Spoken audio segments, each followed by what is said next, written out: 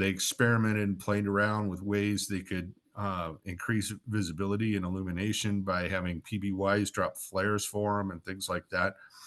But it was never very successful. But they were trying, and that's not something you see really in the secondary sources. It's how much these guys flew at night, and virtually none of them had any night flying experience of note before they got there, and yet very few of them in the squadron. Actually, in 232, they didn't lose anybody, I don't think, during the night operations. And you had you made a point of this in the book, which I was really happy to hear about because it's there's a famous book by John Dower that has to deal with the racist attitudes of the Pacific War. What I found so interesting is how it crept into the Navy and the Army, their officer corps.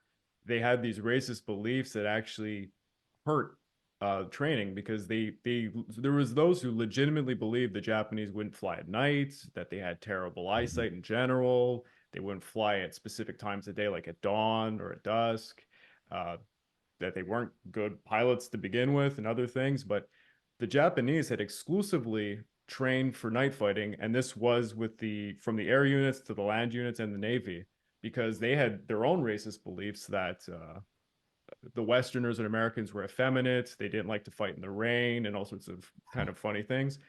And then you see this merging where one side believes they're not going to be contested at night, and the other side's training specifically to attack them at night. So it led to a brutal awakening at the for the first 6 months of the war. Truly, it's shocking when you look at the intelligence documents Yeah. from the fall of 1941 all the way into early 42. We knew the zero was there. Yeah. I've seen the three view schemes or plans of the zeros in the U.S. Navy intel files,